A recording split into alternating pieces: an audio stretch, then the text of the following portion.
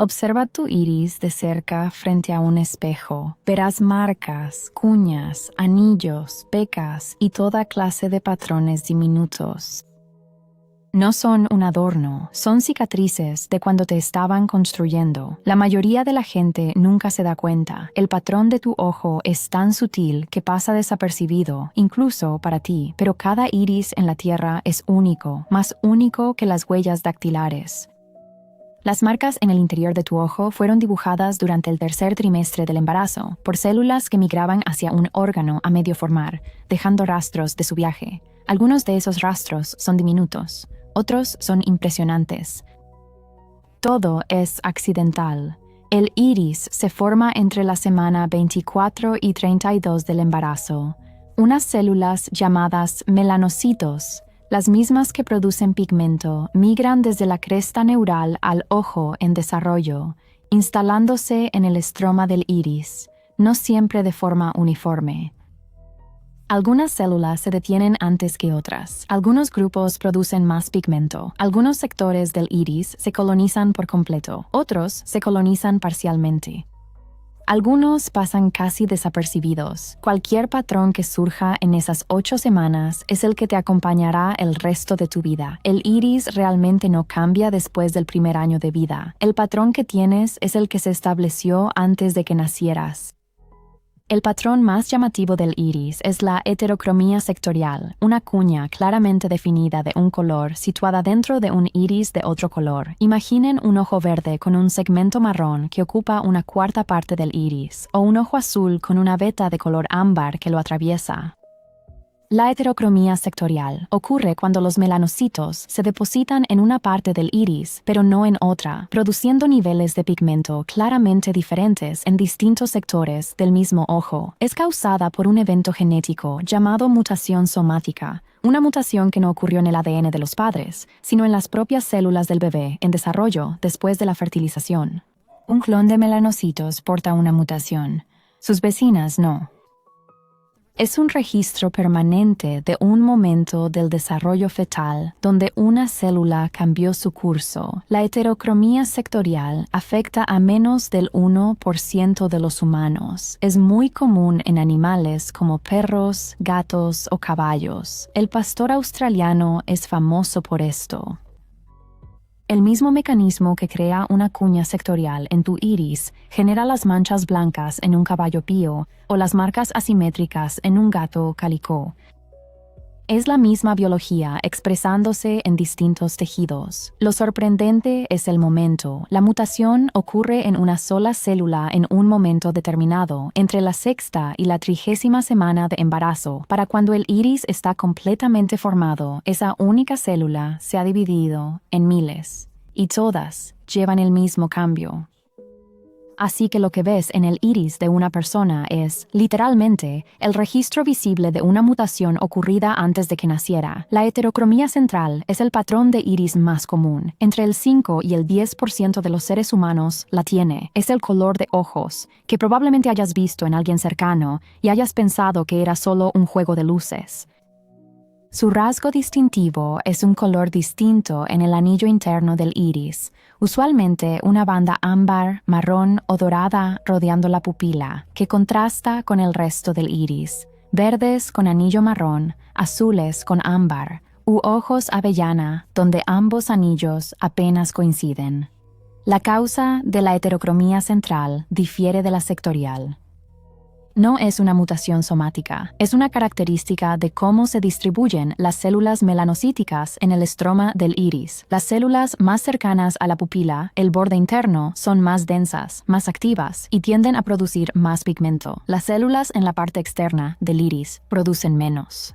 Cuando este gradiente es muy marcado, crea un anillo visible. La heterocromía central es tan común que ni la llamamos así. Decimos que son color avellana o que cambian según la luz, pero lo que ves es el mismo iris contando dos historias, una en el centro y otra en los bordes. Al mirar más de cerca, surgen más detalles. Motas, subanillos, cuñas sutiles, cúmulos de pigmento que no encajan en patrones conocidos.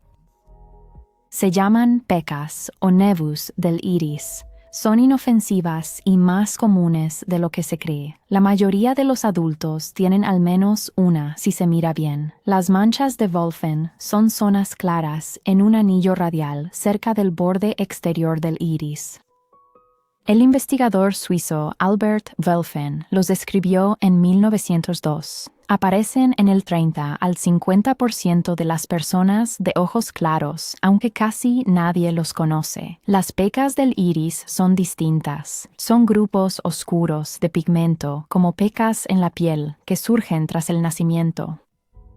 Entre el 50 y el 60% de los adultos tienen al menos una peca en el iris. La mayoría de las personas acumularán más a lo largo de su vida, generalmente en el lado del iris que ha estado más expuesto al sol. Sí, el iris puede quemarse con el sol. O mejor dicho, tu iris responde a la exposición a los rayos UV igual que tu piel, produciendo más melanina en acumulaciones localizadas. Por eso, cuando miras el iris de alguien con extremo detalle, no solo ves el patrón que tenía antes de nacer, sino el registro acumulativo de toda su vida. ¿En qué lado de la habitación se sentaban? ¿Con qué frecuencia entrecerraban los ojos al sol si usaban gafas de sol? El iris es, de una forma extraña, una cámara lenta, registrando pequeñas impresiones a lo largo de décadas en la melanina. Aquí hay algo que sorprendió incluso a los científicos que estudiaron esto por primera vez. Incluso los gemelos idénticos, que comparten el 100% de su ADN, tienen patrones de iris completamente diferentes. Puedes tomar a dos hermanas genéticamente idénticas, secuenciar sus genomas y ver que son indistinguibles.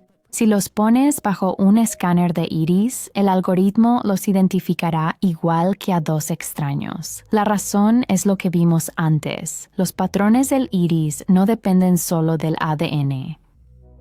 Están determinados por dónde terminan asentándose las células individuales durante el desarrollo fetal, por pequeñas mutaciones somáticas aleatorias, por el proceso caótico de los melanocitos vagando a través de un órgano a medio formar en el tercer trimestre. El ADN te proporciona el espectro de color del iris y su estructura fundamental, pero el patrón real es único del momento de su formación.